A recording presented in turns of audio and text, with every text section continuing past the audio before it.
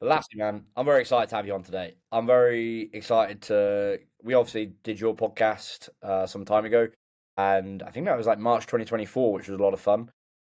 And what you were talking about and who you've interviewed since on The Only Constant, and it's something I wanted to do because I wanted to bring you on and talk about the way you're seeing the world of not just AI but technology and how companies are approaching all these different can be quite complicated. To me, I don't think it needs to be as complicated as what it is today. But you also are interviewing and bringing onto your show very knowledgeable people on the area. And maybe we should start there. Like, how do you think the only constant what you're running with there is changing your perception of like your day to day with your work and like your role with Basico and what you do, and has it given you not maybe different ideas, but has it made you approach things differently? Have you learned what have you learned from it, and what have you kind of made you think about what you're doing at the moment? Well, there's no. First of all, Tom, thank you for having me. It's brilliant to be here. There's no doubt that the only constant, which I've been running now for 1.5 year or almost 2 years in November. I think it was November 23. I did the first episode with Ian Barking, and there's no doubt that it has influenced a lot of the way I think about technology in general and think about adoption. It's given me tons of new perspectives on.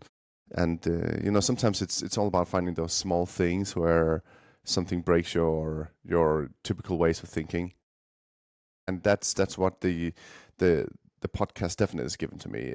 It's all about, for me, this exploration. I call it explore more than explain. So that's why I'm also always looking for participants who are willing to do that kind of explorative deep dive with me.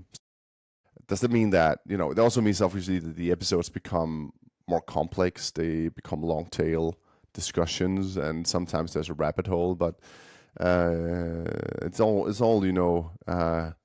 I sometimes say to people that it's the arrogance of my curiosity that drives the podcast. So whatever I think is interesting, I'll take the podcast there and the episodes there. But so far, a lot of really, really brilliant people have found that intriguing enough and wanted to discuss with me. So I see, it's both I see it as, I see actually the guest as a really big cadeau to myself. So I'm really happy with that. But I also am so happy that I get to exchange all these different thoughts and different perspectives with so many brilliant people. So there's been, lots of perspectives that have come through the podcast, and I can mention so many. I have a lot of quotes. I don't know if you want to ask me about those, or how we're going to do this, Tom. Yeah, well, I'm always interested by. I've got a special question for you at the end as well, but like, yeah, the special quotes that you hear. And I remember when I was speaking to you over WhatsApp and just how you would relay things to like a certain guest you'd had on, or the way like me and you would run it for quite a while about different topics. I remember I WhatsApp called you for 5 minutes and it ended up going like 40 minutes because I was just like, yeah, but Lassie, what about this? What about that? How does this change? How does this go? Like, how you see in this area? But is that way you look at it? Like the quotes you can kind of get from it and think how real is Nah, that it's never really the quotes. It's more about the way it rearranges my brain, right? I think that's what it's all about. It's I actually had Carl Friston on the show as well, where he talked about active inference, meaning basically that you have a system. This is maybe an oversimplification, but you have a system in your mind how it works, and then you uncover something you don't understand, and then your brain tries to sort of reduce that free energy, which is the uncertainty, and then add it to the system. So that's what's going on, right? So for me, the whole conversation is sort of about that all the time, figuring out how do I understand this? How do I incorporate this into the way I'm thinking, and the way my mind is going through the motions when it's thinking about some kind of topic. So the whole conversation is really important that way. But obviously, some conversations give me more of that than others, and I actually think that the cool thing, Carl Friston, back to that one again. He said that we need to listen to more jazz in Mm, general.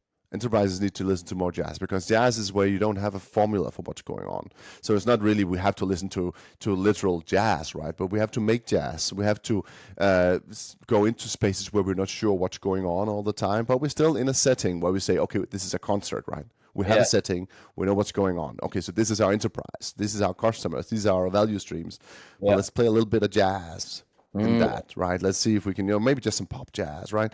Well, he also said, that that we should go bungee jumping, not go base jumping, not jump off a cliff and die, right? But just experience what it would feel like to fall by going bungee jumping, because that would give you, a new way of sensing the world, that you know how it feels to fall, right? Or now you know how it feels to do things that you won't do necessarily, right? And you can do it in a safe environment. And I think that is maybe at the core of what I want to do with The Only Constant, right? Seeing if I can get people to go on those limbs and do a little bit of bungee jumping with me, or listen to some jazz music and see where it goes, right? So that is the essence of it, and that obviously expands how I think, but it also expands my point of view of how enterprises should go about in their daily work. Right? You need to make sure you have a room for exploration, but that room should always be. It should not just be something you put, you add on, like it's something out there. It has to feel dangerous, right? It has to feel like you're a little scared of it when you're jumping off, even though that you have the, what do you call that? The bungee? No, the bungee jumping. Like it's yeah, like, but what do you call the cable? oh, it's like whatever holds you, like the mat. Yeah, I don't know what it's called. What is it called?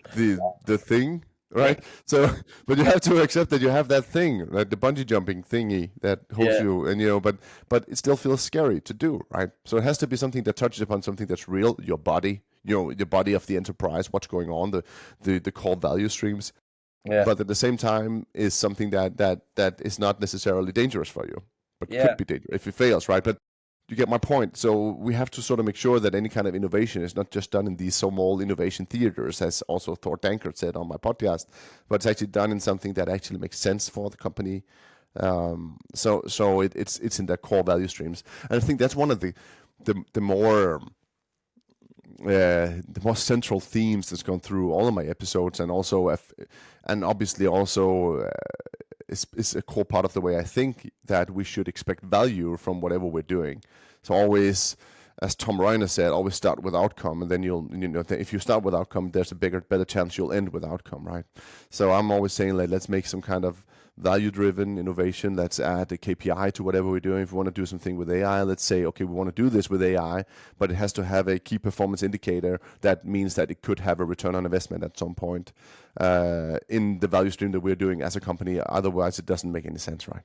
Yeah, that's a really good point. I think the point that we were looking, the name we were looking for as well was a harness, like a safety harness that you can have in, like obviously you got the rope as well. But I know people have related things to the way you're looking at Lassie, that when you go into these situations, and it does change your mind, like what you were saying there about jumping off, so not going full extreme, but actually taking a little bit of risk or a jump. And it's like, when I'll give you an idea, so like perception of business to me, something changed in me when I heard at a conference how being in business is like playing a sport, and it completely changed how I looked at the business, because as soon as you started, like, all it is a very simple idea, but it just changed completely what I was looking at, and like how I was being competitive, and like not competitive with anyone, like, not even my competitors, but you'd be competitive with how you're doing things, and how do you bring people in, or how do you bring systems in. And it's like what the greats from like Michael Jordan to Jeff Bezos to all these people at the top of their lane in their fields, they do look at it like a sport, and like the amount of them that look at it like it's some sort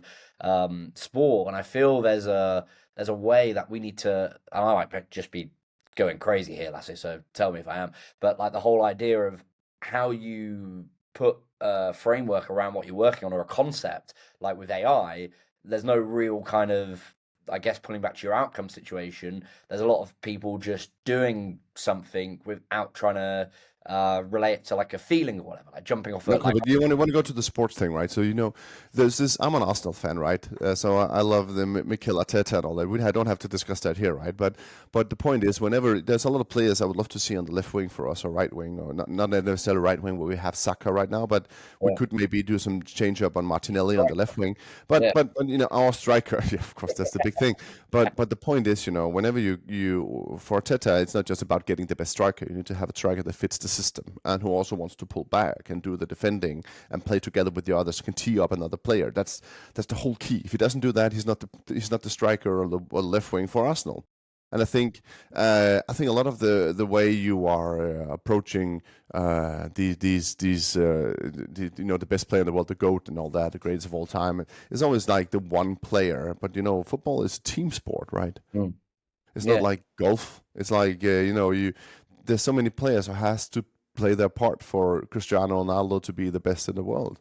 yeah, And I think at some point, we need to be careful that we're not buying a fantastic player that can never get on the field because he doesn't fit the system, but he's someone who looks amazing on the training fields or something like that because he can do some tricks, right? Maybe look at the way Jack Grealish is being used at Manchester City right now, right? Just he's not even on the field. He's a great player. He's not on the field. Maybe yeah, because he doesn't backtrack the way he should do. Maybe he doesn't play into the system the way he should do.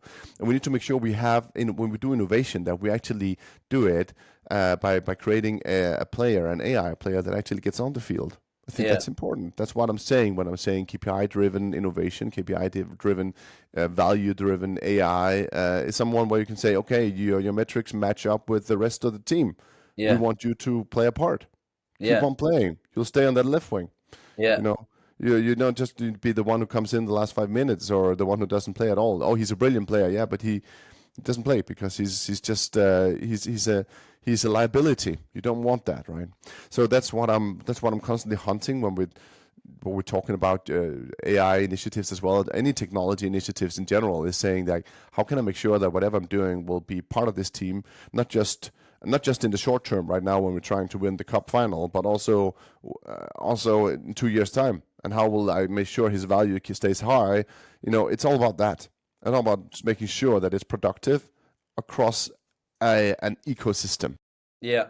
And having a vision as well. And like you said, you made a great point, like how you see startups, they constantly say they'll bring someone in that's like a seasoned corporate executive and they just won't get it. Like they're terrible because they come in with the wrong strategy that a startup needs or a growth company needs. And they'll be very, like I've heard of this multiple times, Lassie, where they bring someone in who's like a executive from like a big Coca-Cola or a big enterprise, and they just can't think the same way a startup thinks, and they don't look at it like how, and probably vice versa. They can't be as aggressive as like a startup wants, and especially you'll know this better than me with like AI initiatives and bringing the right person in.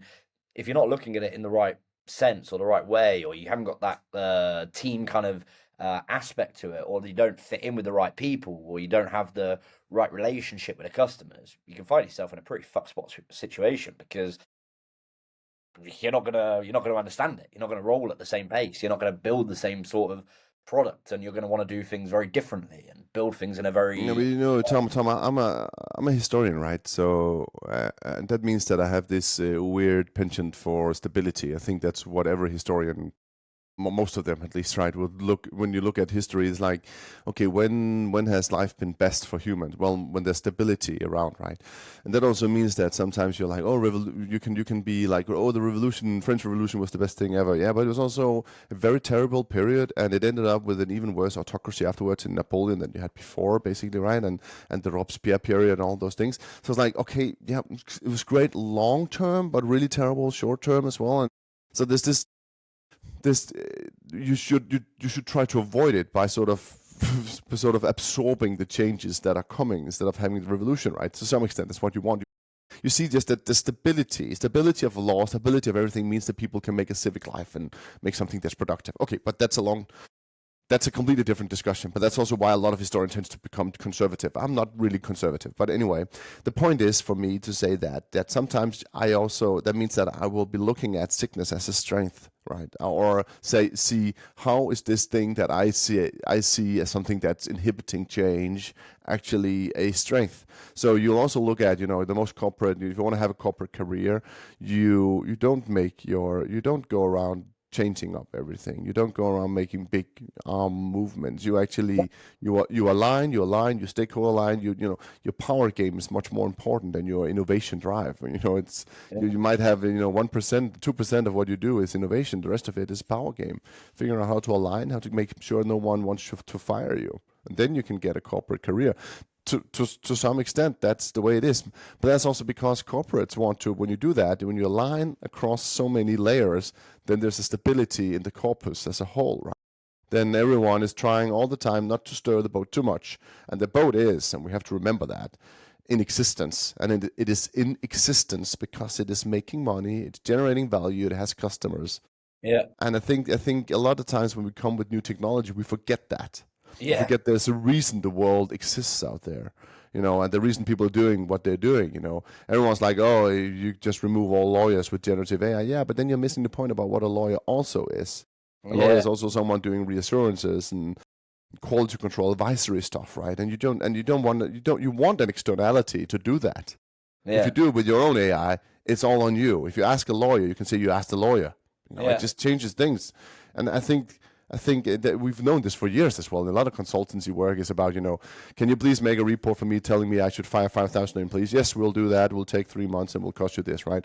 And, Yeah. and that's a joke, obviously, but it's not a joke. But it is a joke, but it's not a joke. I Okay, know what so, you but you know what I mean, right? So the point is, why do we do these things? We do it for other reasons. So let's look at what are the other reasons as well. Let's figure out what is the intrinsic value of the things that we think are blockers for innovation and change. And if we don't look at it that way, we will never be successful with change, because then it'll be like, oh, we have these fancy new AI guys. Let's put them in this room out here where they can do no harm, and then we'll come check in on them once a month and say, so guys, you made something fun and innovative, right? Did you make a machine that goes beep, to paraphrase Monty Python, right? And that's what we'll do. And then we'll go back to our power games as well afterwards, right? The power game is about value. It's about driving the outcomes that customers expect. And if you don't attach yourself to that from the get-go, immediately you're doing it wrong. Yeah. Well, that's a good point. I hadn't looked at it that way. There's two different ways you can play that kind of game, I guess. Do you think that's a problem? Like, do you think, or not a problem? I'm really trying to get out of this whole pessimistic view that I get pushed on me quite frequently by people. It kind of rubs off on me. Yeah, I hate it. But because there's a lot of industries I look at and just think AI is really not going to change that much, because to your point there, like the sense of security or the because you like them, or like there's probably things I don't need to buy, but I buy them because I like the person or I like how passionate they are, and it's like that just in itself gives me like happiness buying a certain product or going for a certain experience or whatever. And like I always think people can very quickly tell me how something's going to lose all these jobs and lose all these things, and I'm like, when was the last time you actually used that kind of service or industry? Oh, never, but you can just see because of XYZ. And I'm like, well, it's like I use them quite regularly, and it's like, to your point, lawyers, it gives you a lot of reassurance. It gives you a lot of, and there's a lot of other areas like insurance. Literally gives you insurance against things. And I can see how their processes can go quicker, and maybe there might be a bit of reskilling and changing, and people do get laid off across every industry, not just technology, by the way. And it thinks like that's part of business, I suppose, I because if think a you lot of the I think a lot of layers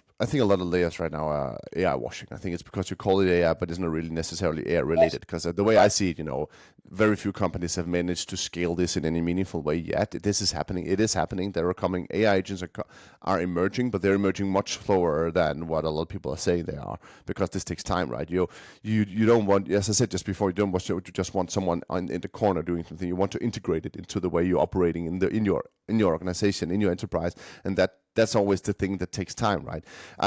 My favorite quote of all is, that there's a reason. This one that from Enzo Torresi saying that maybe God made the world in 7 days, but he didn't have an installed legacy base. And every company, yeah, but there's no world there, right? It's easy to just say, what do I want it to look like? Round with giraffes, right? And and what about these poles? Let's have some freezing poles. Why do you want to do it? Let's just have it. I think they're fun. But my point is, that it'd be fun with some white on the top, and the button. Also on the button, why else on the button? Is it a sandwich? Anyway, but sorry, I went on a limb there.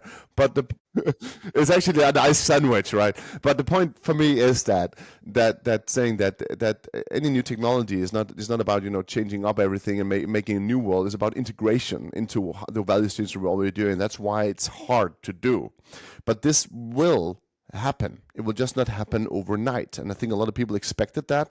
I made a post recently saying that there's this weird thing about budgets, right? You have a budget for coffee, and it's a max cost of this, right? Then you have a salary range budget for an employee. Then you have, digital transformation is just a variable that increases over time, right? And no one knows where we're even going because it's a complex thing. But when you want to buy AI, it seems to me sometimes to be binary. Either it should cost me $20 a month in a subscription, or $1 billion you know. Yeah. And that's the only two price points for AI. And I think that's also a problem, that we're sort of expecting either we're overdoing something and no one knows what they're doing with $1 billion, or we're expecting too much from a $20 subscription, saying that, okay, I can make this work, yeah, but can you make it work all the time the same way so it becomes productive across your value stream, across your employees? Because, you know, you're not just Yeah, that's a a good point. one-person firm. You know, you're not a one-person firm. You have co-workers, right? I'm always saying that maybe you get more productive, Tom, but you getting more productive doesn't mean that you are aligning on that produce with your co-workers and your Yeah. bosses. Maybe you're just getting more productive, but you're going down the wrong route. And Yeah. what does it matter then? Yeah. So I think that's one thing, right? So, but I also think that, you know, it takes time. That's one thing, but things are going to change. There's definitely a change coming. Those billions of dollars being invested are changing the way, especially enterprise software suites are working.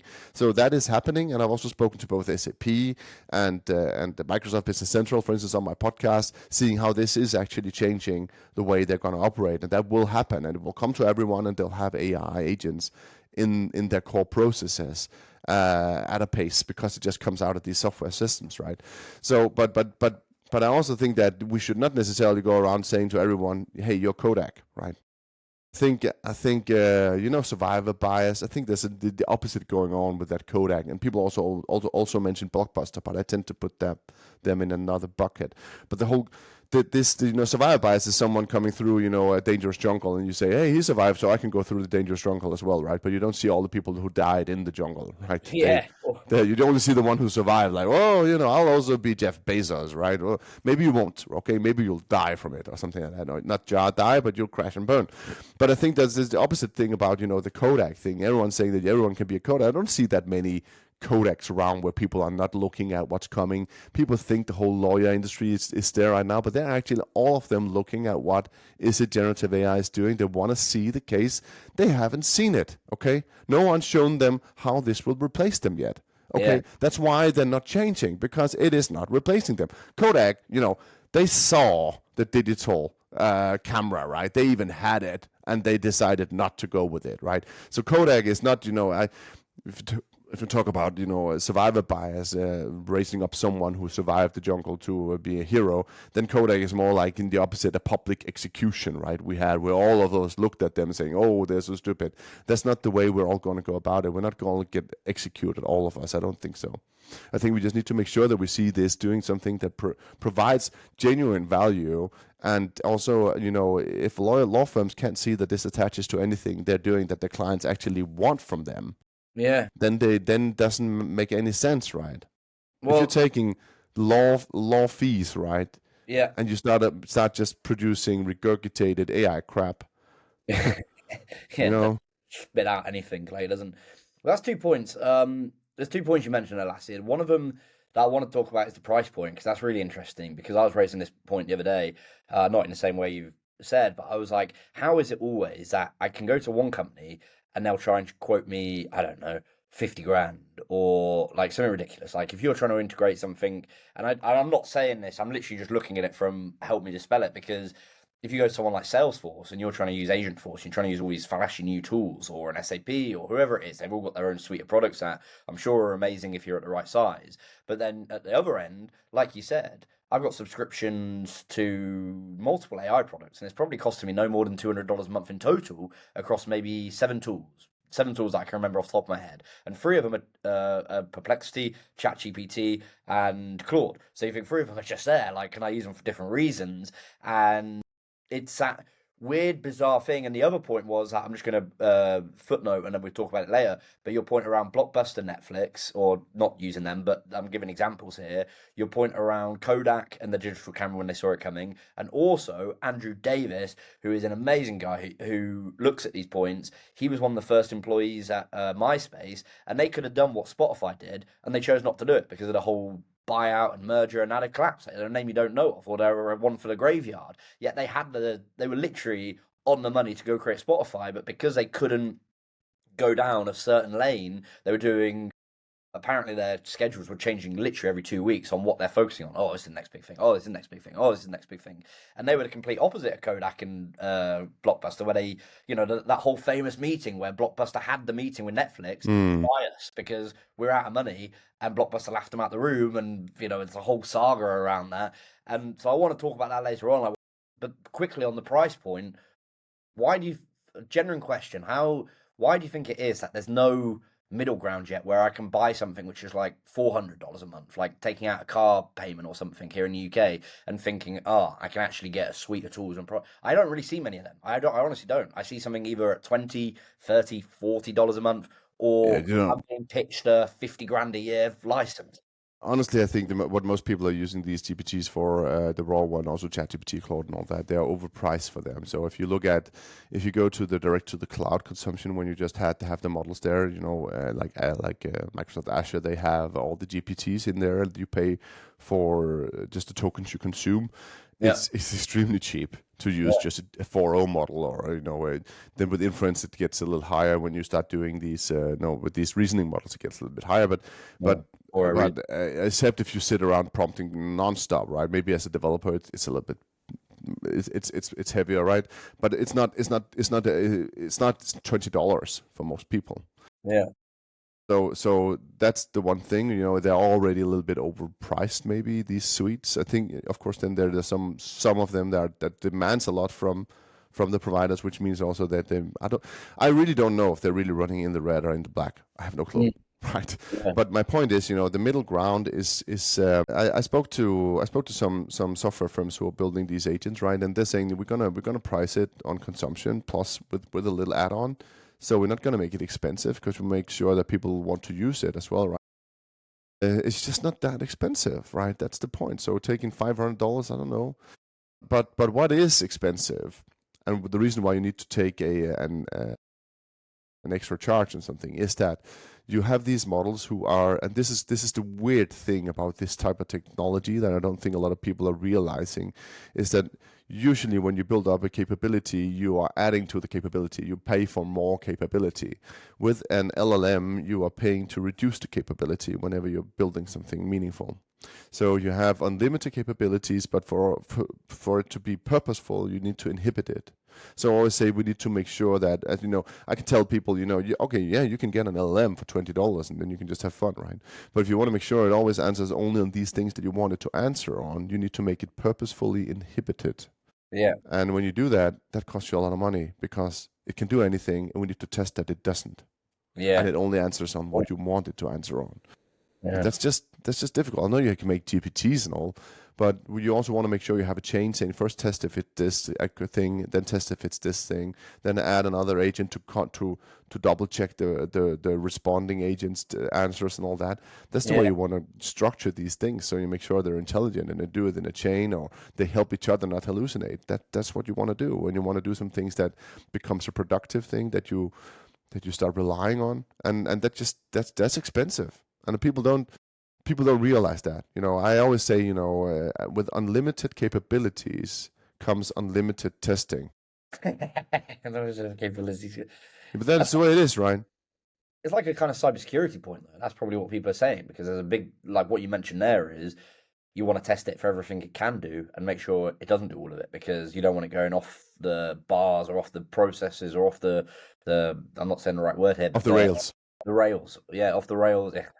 Off one of those key words, but it is right. You are the native Brit here, by the way, Tom. So I'm just saying. Yeah, thank you. Actually, I apologize wherever I'm watching, but yeah, you know what I mean. Like it's a good point, because the more you don't actually want it to use those powers or those capabilities, the more I'd imagine it's going to cost. Like I don't know that area too well, but I do know, and like yourself, I don't know what projects are in the black or what projects are in the red. I can just. Yeah, but back to the thing I said before, enterprises are stability. It's all about stability. It's all about outcome, right? It's all about what are we actually doing that makes sense. So we get in a lot of disparate requests, and what we do is we turn them into something that's structured. You go to a carpenter and you say, I have this weird problem with something here in my house. He says, I have a structure for solving that. I have an approach, I have a framework, I'll do it with this that I've done before. Bam, bam, bam, bam, bam. That's the way all enterprises at scale works. Something comes in, might be a little bit more unstructured. They structure it, they deliver an output that they can measure, that they can produce, that they know what to do about. That's what they all want to do. Consultancies are expensive because they're sometimes a little bit more flexible on saying, how can we deliver this? That costs you money. It always costs you money. The same thing with an LLM. It can do anything. It costs you money to make sure you get the right thing you want. It's actually like that, right? So we don't have enterprise saying let anything goes. No enterprise is an LLM. All enterprises are made up of defined value streams. Of course, there are things then in those processes that are undefined, a little bit more, unclear or wiggly in the ends, right? But they're mostly structured, right? The thing we want to do, that's the strategy, that's the vision, that's the customers, that's what we deliver. That's when you go to our website, you can see what we're doing. So you need to make sure that the LLMs play into that. And not just start making, child stories about Lord of the Rings tropes, where there's a gummy bear appearing out of the woods. Because, it could also do that. Yeah. But you don't want to do that. You don't want it to do that when it's your customer agent, right? Yeah. Yeah. Well, it's a good point. And it makes me think, it worries me, Lasse, when I see, it doesn't worry me. I don't know what it makes me feel. It makes me not take them as seriously. How do you feel, Tom? I'll just take my microphone a little bit closer and then I'll be, how do you feel, Tom? How is it all going? Tell me. Are you okay, Tom? Give me a therapy session on the side. Yeah, exactly. What's my thinking behind it? No, but I mean, like, when you what did your mom say to you, Tom, when you were 5 years old on that horse? In those times of your life, like, do you reflect on it now? Do you see how that relates to the AI era that we're going through now? So now we've had the Earth sandwich, and now we have the Tom therapy session. Great. Yeah, you were asking me a thing. Yeah. What are you thinking? I'm wondering now what's going to happen in the next half an hour, Lassie. So that's 2 in half an hour. See what the next conversation thread's going to be. But no, to your point, like around like seeing people say that AI first, like big companies. I don't understand it to the point you were mentioning about really all these shiny things, or your example of like, making a storyline out of Lord of the Rings or whatever, and making these fancy things when you really just need to stick to the value streams. And I think there's important parts of it that, and I'm not in business like other people, and that's why I bring people on this show, because you'll see use cases for your work and for other things and your previous experiences that I've never seen. But from someone looking from the outside in, I just think you're in business because you're providing a value and a service. Like if I'm a customer and the moment you're telling me I'm not the important part, my thinking is, and tell me if I'm wrong for having this thought, Lassie, I'll be thinking, well, fuck you. The moment someone else comes along that can provide what you can, and they are thinking about us, and they're thinking about a value stream first, and thinking about what it's going to do, they're the ones I'm going to go with. Because, like you said, AI, like look at the internet. We're only just, in my opinion, really starting to capitalize on what we've got, and like all the infrastructure that's been laid. We're using it more and more. We're using it for language, and it's taken 25 years, 30 years, depending on when you want to say. But you're absolutely right, Tom. I was once doing a framework for RPA at ISS, and we had Mark von Rosing along, and he said that you need to understand that a framework is a way of thinking, and if we want to ask ourselves now, a framework is a way of thinking, a method is a way of working, and an approach is the individual streams where you do things in detail. Anyway, but the way of thinking is, so if you look at all these, we've been asking ourselves, why are a lot of companies failing on the digital transformation, or why didn't they become AI first, or data driven, or all those things, right? Well, it's because we set those words and we put those words at the center, right? So I've talked to a lot of people who had built these kind of frameworks also for AI, especially some master thesis students where they've had AI in the middle, and then there were governance, there were metrics, there were all these people and thing all around it, sort of attached to it in some way, sometimes with arrows, which doesn't make sense if it's a way of thinking. You think, cross anyway. But the point is that what I said to him, you need to change this around. You have to put value in the middle, then put metrics or measuring of value around it. If you want to measure it, sometimes you don't. Not everything that's valuable can be measured, right? But anyway, that's the side point. You want to put metrics around it, and then you put all the other things there, and then in the background is AI. So AI is just, a back puppet that you can do. That's how your AI framework should look. If you put AI in the middle, you're already starting the wrong place, right? And that's also the same thing if you say, let's be data driven, let's put data in the middle. No, the data should not be in the middle. You're a facility management company. You should put, maybe your cleaners in the middle, or clean floors in the middle, or the value for the customer in the middle, or the value for your employees in the middle. Something depending on it can never be the technology. Technology is, and this is such an overused statement, but it's just an enabler. But people say that and they don't really understand what it means, because if you say technology is an enabler, you can't put technology at the center of your framework. Okay. Yeah. You have to. And that's also why some of the questions in my podcast, just to get back to that, was a year ago. I asked this to a lot of people. Can AI be your strategy if you're not a software firm? Right. Because I don't think it can. I don't think it can. No, definitely can't. I'd say. But if you're a software firm, I'd also say it's also difficult there to say it's your strategy, right? You have to have another thing that's your strategy, and then saying that, okay, we need to make sure that we have some approaches or tactics we will deploy whenever we encounter something that needs AI, right? Are we also selling AI strategies? Yes, I'm also selling AI strategy. I have to go with the market as well, right? That's what some of the customers want. But the point is that then we want to make sure we attach it directly to the different value streams in different departments. It's all about the strategy becomes about alignment. What tools can we use when we want to do things, right? What departments do we want to start with? So let's start with some, let's look at the value out there, the problems, the challenges, the opportunities in the business today, the value streams that we have, and see how can we lift those, and what are we allowed to use to lift those with AI. That, to me, that's the closest you can get to an AI strategy. Yeah, I kind of agree. Well, I agree with the point, but I think they just are very bad at communicating. Software companies aren't always the best communicators, in my opinion, because they get so focused, and that's why I speak to my mates. There's a lot of people I know in technology and vendors and the big ones and the startups and whatever, but they think very, very similar compared to when you speak to people that are executives or they're, I don't know, mid-level account managers or whatever, or they're customer serve, on retail. They're very forward focused. They might be the person at the concierge desk, or they might be the person that has to deal, or they might be the person that fixes the cars at the automobile shop. These places aren't thought about, and we don't think about their businesses the same way we think about the technology businesses, where expect them to be as passionate about these things. They don't care.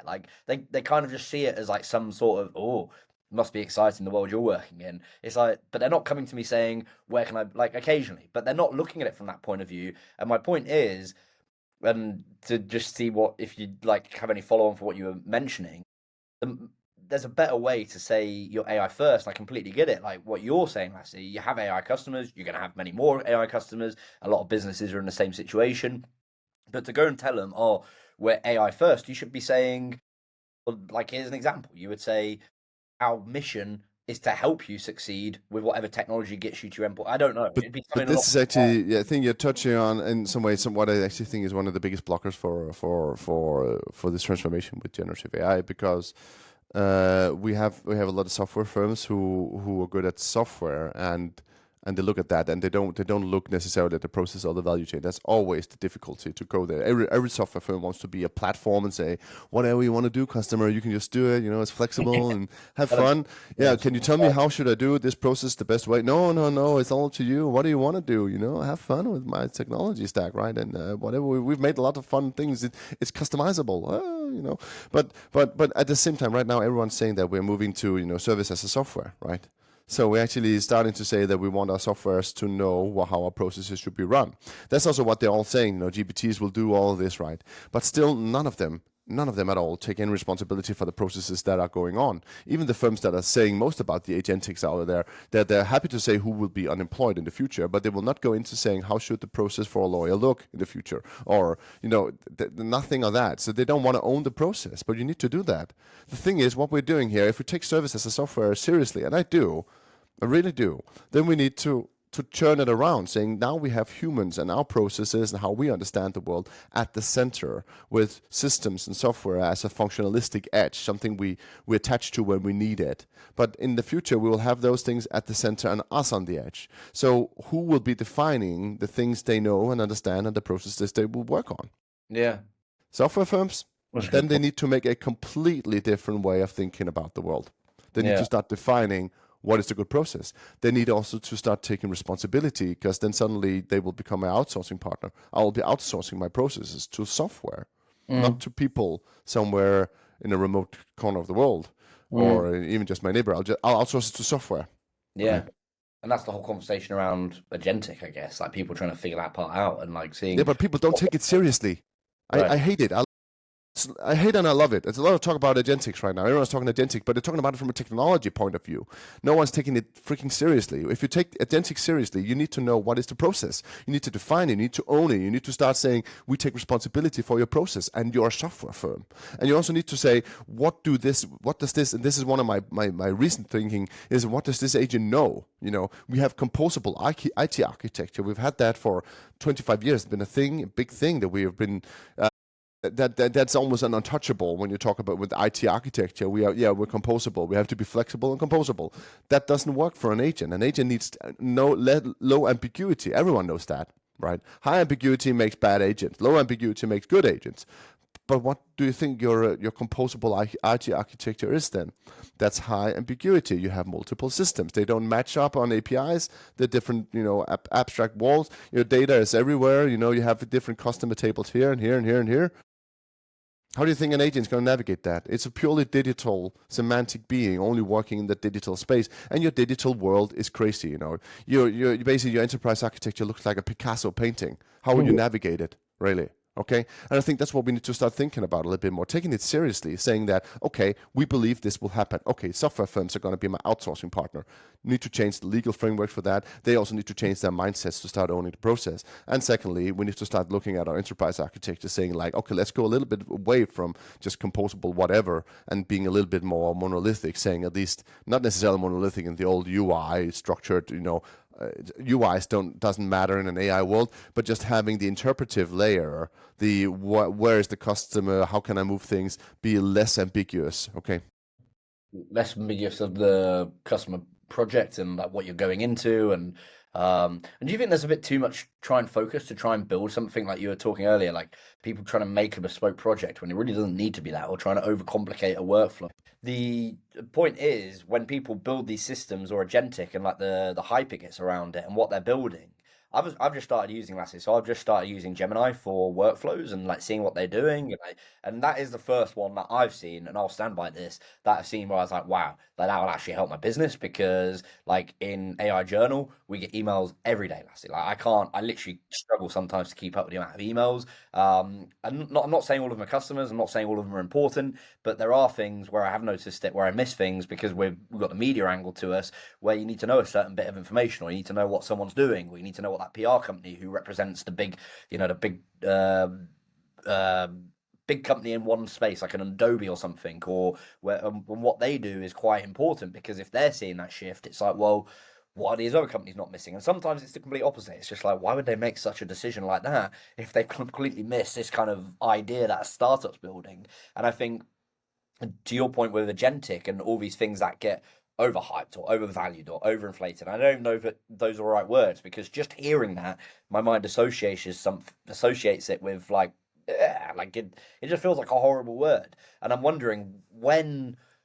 It's like trying to put a finger on how people had all these predictions, and predictions are always usually wrong. Like every prediction I see come out from a consultancy or come out from a McKinsey, or, and this is me personally saying this, they don't account for how long adoption can take, or it doesn't account for how long. No, but it doesn't really matter, right, Tom? Or whatever. Yeah. To some extent, this was something that started off to make sure people would invest in it. But the point is, right now, this is happening. It is there. I don't really care about the way it's hallucinating on. We know that. So I'm not saying that I'm never going to say this technology doesn't work. This technology has flaws, things it can't do. There is some depth of field things and contextual issues and long-term memory that might never come the way we expect it to come. But no one can say it doesn't hold value anymore. It does. Yeah, it does. There are definite things that it can do. Okay, so and this also means that it will come at scale. Everyone's investing so much money in it, and it's coming at scale in the enterprise software you're building, and your competitors will start using it in ways you might not be using it, right? You need to innovate, as Yari Vadan said on my podcast, you need to innovate on top of a changed commoditized baseline, period. That's the way it is. So for me, I don't really care about all these analyst projections about how big it's going to be. I'm just going to say this is going to happen. There will be some, ups and downs and some small winters and all that. As usual, also with the internet, there was these kind of hiccups, right? Yeah. Adoption hiccups. You need people to start using it the right way and wanting to work with it. And we still have a workforce who might not necessarily all of them want to work with it, right? Half does, half doesn't, right? So there's a lot of things that will be going up and down, but this will scale. That's the key thing for me to say. This will scale in some way. It's already scaling. There's already 700 million monthly users of ChatGPT, and that's just the personal productivity out of the box thing. Okay, but that means the technology has already scaled in some ways, in some ways of working with it, right? So this is coming. So for me, that is actually the real hype position, is saying I believe this will scale. But when I believe this will scale, and because I am at one time a hype position, a hype person, I hype it. I say this is happening, but also I'm a responsible person. So I say when this will be everywhere, as I say, this is scaling to everything. What will it then have of pitfalls? What will it mean? What potential downsides can I see right now? Yeah. What are we not looking at? What should we be looking at? And that is what I'm doing. That is all that I'm doing. And that's also what I'm trying to do with the podcast. So sometimes the podcast can sound negative, but it's always on this backdrop of this will go to scale. So what will it mean for our ethics? What will it mean for our, human in the loop? What will it mean for this and that and that? And we need to have those discussions, right? And I think whenever people are just saying like this is going to be great, this is going to be very, to only mention the positive things, I don't think they're really hyping. I don't think they really believe in it. Because if you really believe in it and you're a responsible person, you'll be talking also about all the things that will go wrong. Yeah. You'll be looking and some people are like, oh, but we need to help. You need to make sure people are adopting and investing. So you think this wonderful general purpose technology that's going to change the world is really in need of you pushing it to start it rolling down the hill, right? I think it is already rolling down the hill. That's my point, right? You don't need to push it. This is a brilliant technology. It will happen. So let's also just talk about all the things it can't do. Let's not go Apple on it and say, oh, it can't reason, because to be honest, I think that paper was one of the most inconsequential, most boring papers ever written, right? So yeah, everyone knows it doesn't reason the way we do. But Apple, can you tell me how we reason? That's on one another thing, right? Just to be clear. But also just, what is the news value of this? So Apple, are you saying you should not work with it? Yeah. Because there's nothing to it. There's definitely things to it. So what are you saying? You're just saying you're late to the show. It's like, that is, if you want to talk, Blockbuster and all that, that is like Blockbuster sending out a paper about, research paper about how Netflix is bad quality. Or, I'd rather say CD manufacturer sending out a research paper about how MP3 is actually lower quality. They did that. No, they didn't. Did they actually? Yeah, you had a lot of those coming out saying that the MP3 is lower quality, because it is, it's compacted. A track on a CD is much larger in megabytes than a track in MP3, like crazily much more. They were trying that as like a form of educational marketing, I guess. Like that's why you should buy something. They were just saying, if you're serious about sound, you need to have your CD players, right? And you can also hear it. There's a difference, right? But the convenience, and then the value of the and streaming as well. Streaming things directly, means also you're sometimes lowering the quality, where you can get much better quality, right? You can also have even better quality on a CD. I think, at least, I'm not quite sure. CD is actually quite high quality, but it doesn't matter. That's not the value point. That's not the value discussion, right? It doesn't matter. And I think somehow, I feel like that is what Apple is doing. They're saying things that doesn't really matter. We don't care. We're using it, Apple. What do you have? You have Siri? I'll just ask Siri about your new paper. Oh, I can't, because it can't answer crap. Okay? Seriously. Yeah, that's great, man. Look at that. Well, I mean, I've got my personal views on places like Apple, which is interesting. But you do make me a good point, or making me think about this, Lasse. I don't know if you've ever seen the TV. I thought it was quite good. The TV series, The Playlist, and it's about Spotify and how they got started on. No, I haven't seen that one. No. I'd really recommend it because it's a limited series, so I think it's 6 episodes or 5 episodes, and each one basically, and all it does is look at the challenges. Like to your point, they don't look at all the like. Obviously, there's the optimism there and everything, but it really is just showing how much of a car crash each part was to try and build this business that so many people love today. And obviously, you've got YouTube Music; those are the two big ones, and Apple Music, I guess. But just all the roadblocks they have to go through. And the big thing, and I'm going to pull this back to what you're mentioning about ChatGPT, and I use Perplexity, was like the interface and how people listen. Like it was such a big leap to get people over that hump of like get rid of the CD player and get rid of this, and like what obviously led Apple to think like they did a big, like Steve Jobs did that monumental thing, which was change how you interpret a phone from digits to touchscreen. And what they were doing, it kind of gave you the same impression. You've got to take it from buying a song for 99p, buying all these things, to streaming, and that's what got them in a massive war with Sony, because Sony said, well, you can't license it. And I won't ruin it, but it shows you an angle from one of the episodes is purely focused, which I think you would love, on the developer and just like the headache he had to go through to figure out how can I get it so it streams on the second as soon as someone hits play, like, and how hard that is, like with an internet connection and with a 4G 3G connection back then.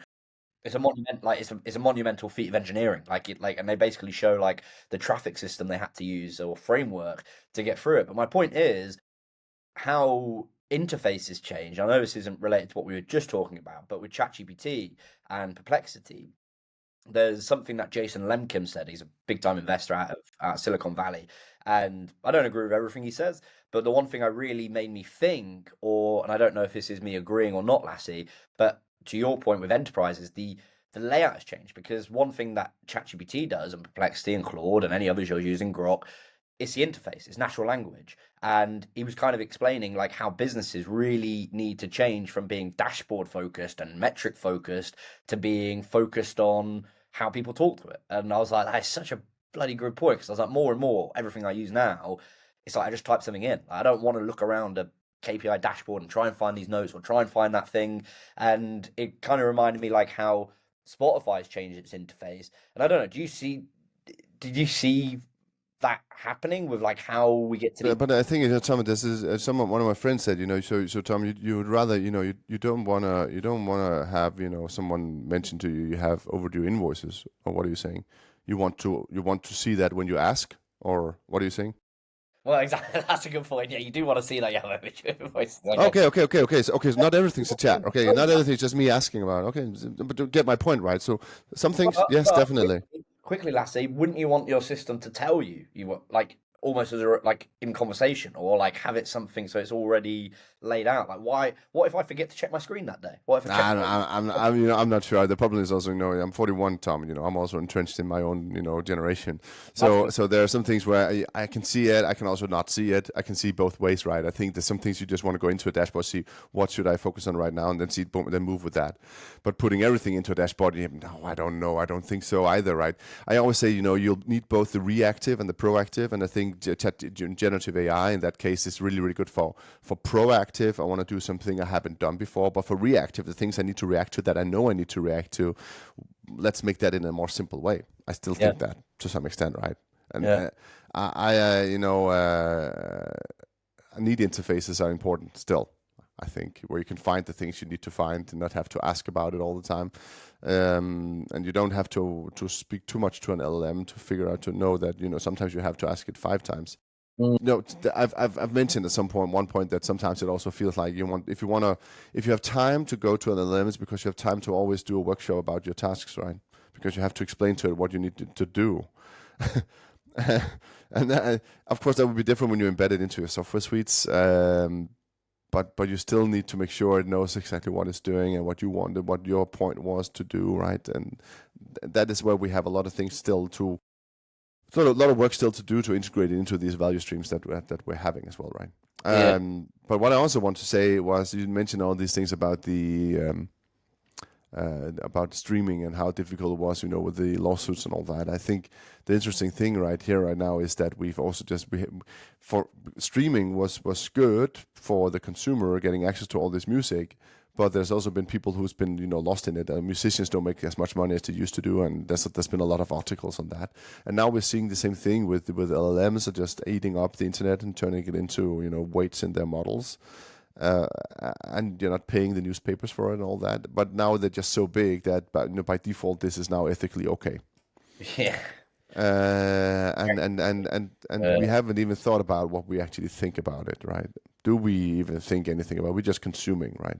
Yeah. And I think that is where it I don't know, gives me sometimes a bad taste, because are we really making a world where we will get quality tomorrow, or are we just making a world where we'll get more tomorrow?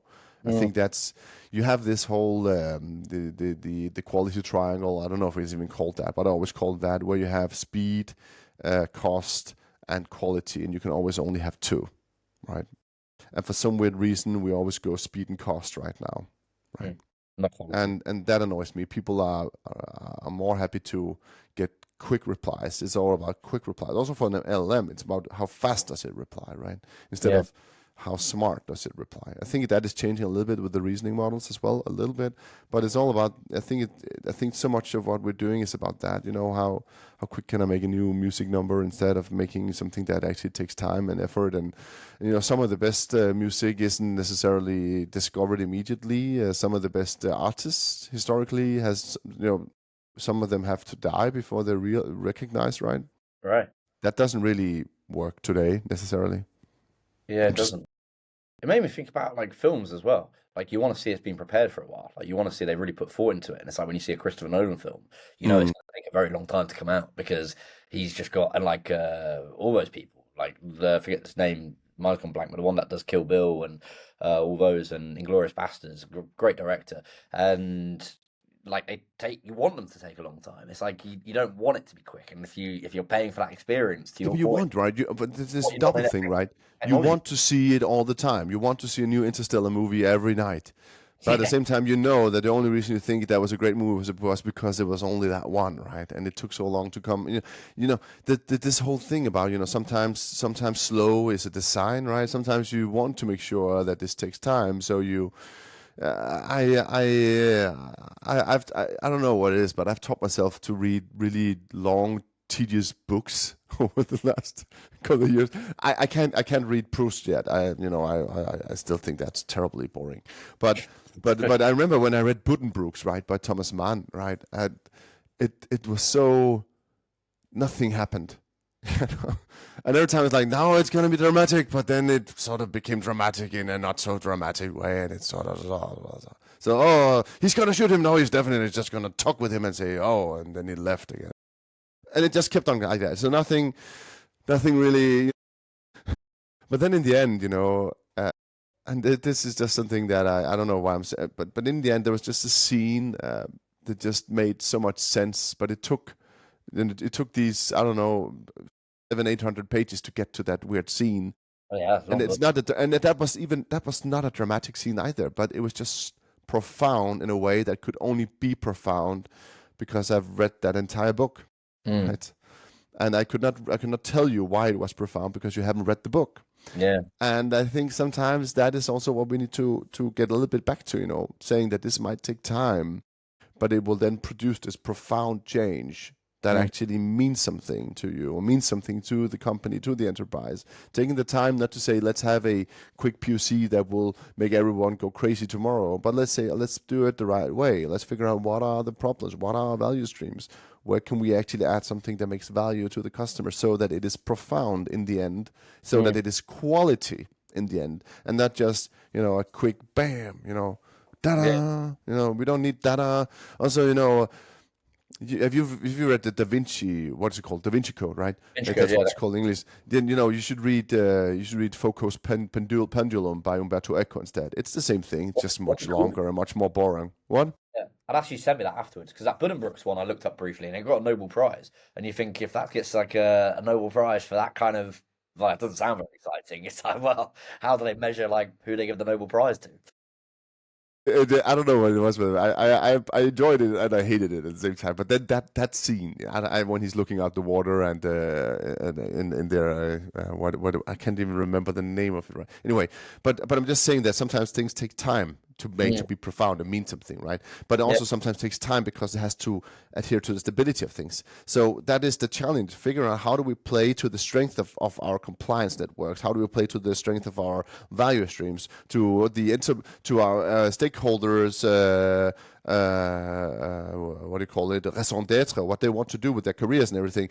They're not blockers. They're opportunities, but you have to turn them into opportunities by seeing the value that they're providing right now before you come with your AI technology, right? Yeah. I mean, it's about integration. Yeah, integration. Like how it's not revolution, it's integration. That's what it is. Yeah. And do you think that's what, bringing it back to our points earlier, Lassie, do you think that's what like the Kodak's got wrong and the things, because they had it right in front of them? And I'm wondering, I know we kind of discussed this earlier, and not to repeat the whole topic, but and I'm sure there'll be, like, you saw what happened with Builder AI. I mean, they're not an example of no, but if you look at let's talk the Blockbuster instead, Tom, because if you look at the Blockbuster thing, that's exactly the problem. Integration was impossible because they had an ecosystem of people, who had shops with DVDs. They would never, ever, ever, ever say okay to doing a Netflix because that would kill their business. It ended up doing that, but it couldn't be Blockbuster who did it. Yeah. Why couldn't they have done that? I don't understand that, though, Lassie. Why? Obviously, they didn't do it, but in a business setting, what would stop someone saying, okay, well, we're going to put aside X amount of revenue? Like, you see the big companies do it today, like the FANG groups. Like, they always put money aside where they know they're just going to lose the money because they know they need to invest in that to stay alive for the next 50 years. But it's like, but the problem is that it would be like the turkey voting for Thanksgiving, right? It doesn't make any sense, right? But if you're sitting there and you have a say in a company, and you have 5,000 DVDs you want to rent out, then you don't matter if they go digital, right? And you are making money on the chips and the Cokes people are buying and the candy. You're also sometimes renting out the occasional PlayStation 2 or whatever they did, right? You don't do that if it's all online. Yeah, you can't. So your whole value is gone. You don't want to do that. Of course you don't want to do that. You'd be an idiot. Yeah, but it's bizarre because you can see, I don't know, I just can't comprehend, like, if you saw your competition doing something and it was just like, look at the numbers, like, look at how many more people are starting to order. And it happened with Amazon, right? Like, they said, even in like 1997, I think in his book, that's The Forewords by Walter Isaacson, and it's basically just, all it is a recap of all the investment letters, shareholder letters on Amazon. And people were just like, you're crazy, like, because you're not making any returns. And he was like, yeah, but look at the infrastructure I'm building. And Cisco did it as well. Cisco, they couldn't understand it. And now Cisco is the powerhouse of telecommunications and like network because they just took a very bold bet. And I know it's not the same thing. You can't compare that to Blockbuster and Netflix. Yeah, but it's also not linear, right? It's not linear. It's not easy to see when you're standing in the middle of it. I think there's a lot of bets you have to do, right? You have to see, would this make sense? Will this scale? Will this not scale? That's the second part of it. You don't necessarily know because you don't know the future. If everyone knew the future, we'll make the right investments all the time, right? So sometimes things just move in a different way, right? And who would have known 10 years ago that everyone would be buying vinyl today, right? Seriously. Honestly, Tom, that's not, who would have guessed that would come back the way it did, right? And that's the way it is with a lot of things. You don't know what people want. And the thing is that if you just read a little bit of Pierre Bourdieu, right, you'll see that whenever things are in fashion and people move to, the elite will be buying vinyl, and then all of the other people will start buying vinyl, but then the elite will start buying something differently. Yeah. Because the elite will always be the elite. So that's the way, and it doesn't necessarily make sense. Haute couture doesn't make sense. It's just the trends, right? It's just what we want, right? What do we want? We don't know. We definitely don't want what everyone has, right? I think also Doug Shannon said it neatly recently, I think in a LinkedIn post, that, if LLM just becomes a cheat code, then we'll stop playing the game. Yeah, that's very true. Stop playing. Whenever you start using the cheat codes, you stop playing. Yeah, that's very true. Reminds me of PlayStation 2 days where you're trying to hack the system or like trying to hack the Wii or whatever. Yeah, it was so cool when you did it. I managed to hack this, I found the cheat codes, and then it's like 5 minutes later, I don't want to play this anymore, so do something else, right? It's boring. Yeah, so now I can run fast, I can score goals all the time in FIFA. I don't want to play anymore. Yeah. Anyway, exactly. But there's some other things to innovation than just saying that you're obviously going obsolete, right? Why do we still have libraries? Why do we still have books, right? Because people like books as well. Not as much as they used to do, but every book publisher should be like, oh, let's just do digital, let's do audiobooks, let's just kill the book. They don't. Yeah. And they had to put a limit on how many books you could upload to the Amazon store because people were using AI and like people were trying to upload like 100 books a day or something. It's like how many Yeah, I people also saw that. Yeah, but that doesn't mean that's the same thing as I said before. You know, if you get more productive, doesn't mean that you're relevant to your employees, or you're aligned with your employees or your co-workers. The same thing. You might write 100 books, but if no one reads it, it doesn't matter. Okay? Exactly. It doesn't make your customers more productive. No, It's like no, your customers can no. still only read like one book every, and they're not going to like that book, and they're not going to like that topic. Your AI book literally fell in the woods and no one heard it. Yeah, exactly. That's why I haven't written a book yet. Maybe I should. No, but you know, it's also my point, right? I want to write a book, and I'm thinking a lot about it. I want to do, but I also think right now, I think the problem is that maybe people will say, oh, why didn't he use AI? He could have made it much better. Oh, but if I use AI, it's not going to be my book. So I've decided definitely that when I write a book, it's not going to be my book, and what I'm going to do is I'm going to make it more personal than I thought I would. Because I think that is a differentiating factor right now, the personal thing. So yeah.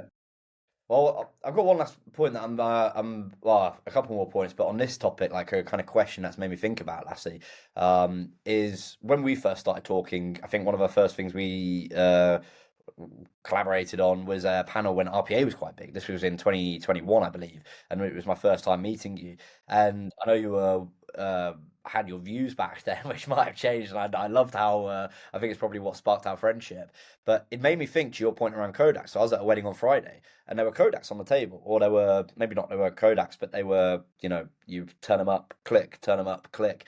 And like vinyls, my brother loves them, my mum loves them. They're very good. It's great that they love them because it's an easy Christmas present for me, and it makes me think like how exactly how it shifted to something that is so old, but for some reason, like there's still sales there and there's still things there, and there's like I think people forget. Like someone was telling me the other day about this wine business, and they just completely misunderstood how I interpret wine. Like I like to go pick the wine, I like to try the wine, I like to see what it's like in the wine shop, and maybe some people like it delivered. Yeah, you don't just want wine; you want Exactly. you want the wine experience. Yeah, Yeah, you don't buy wine the same way as you buy beer. Beer, but that's the thing. That's the thing. Whenever you have your basic needs fixed or settled, you want performativity, and that's also why what you need right now is to make sure that whatever you're doing is not about the product. It's not about the productivity, but about the performativity instead. That's how you need to sort of pivot everything you're doing. I think it's not about providing the PowerPoint to the customer. It's about providing the assurance and the advisory that comes with it, and perform it maybe in a workshop. So the performativity is the selling point, not the product. And I think that's what we need to also start getting our heads around instead, right? And it also goes back to your point earlier about that you and all the emails you have and how you can maybe speed that up by answering it with AI, right? You just need to be very, very clear that who's the most important person for your company, and that's the customers. 100%. So if you start messing up with your customers and giving them some bad products or bad replies, then you're out of business very, very quickly, right? That's just the point way it is. And if your customers come to you because they think you're something exclusive, then they'll want a performativity, Tom. They'll want an email from you with the typos and all that, but they want Tom's original hand to reply to it. That's the thing. So I think transactions are going to go total AI on you, right? I don't think that marketing, I don't think customer service is going to go the same way. I know that's where we started with this. I think it's going to go back again. Because I see people will realize that this is where we're differentiating, guys. In some areas, at least. And sometimes it's about speed. You know, give a quick resolution to an issue you have with your product. Fine, but in sales and all that, you definitely want to have a personal touch. You want to meet the person, right? We have to remember that even though we now have AI delivering unlimited supply, there's still the human demand, and human demand wants performativity, want some human touch as well, want something differently, change tomorrow, buy vinyl tomorrow. We need to remember that we are the ones buying. I always say, now I said the God quote with the making the earth, right? But one of my favorite stories from the Bible is actually that God created everything, and then he's told Adam, come here, Adam, and told all the animals to walk past Adam and say, Adam, give name to these animals, because I don't care. Yeah. And why did God didn't care? Because God was unlimited supply. He made it all. He made the whole world, all the animals. But Adam had to say, what matters to me? Which animals do I want to name? Which ones have a place in my world? And Yeah. that's what we still need to do. We need to still say, this AI has a place in my world. And you need to make that decision. You need to sit down, figure out what matters. Yeah. That's all that's all you have to do. The normatives. That's on you. That's on us. And that's not a job we can take away. This is one of the first thing Adam does in the Bible. This is a key, core, ancient task. Yeah, it's a good way of saying it.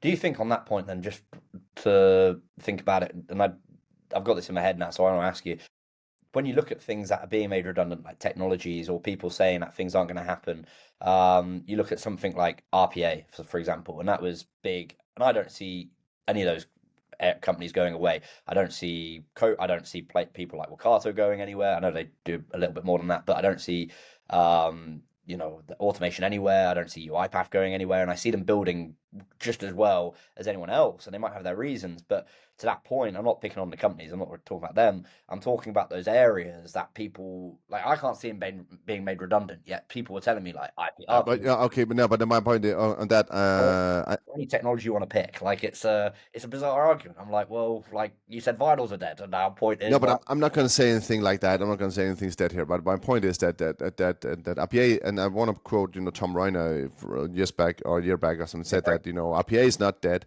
as long as it delivers an outcome. So period. That's the way it is. If it does something you need, it's not dead. But coming back to my point about the composable IT architecture, these companies live off composable IT architecture because it's disparate, right? Things are not connected. That's why you need to connect it with these systems. So if we take agentic seriously, and it's going to scale, and maybe the agents get a long-term memory that makes sense for us and all that, and remembers only the relevant parts, not the irrelevant parts, and all that thing, right? We get to a full agentic world that we think we will get to, and then we will not have that composable IT architecture anymore. Then we'll have a much more stringent one. And will we then need these companies that can connect things that way? Maybe not as much as we used to. But this is far out in the future. It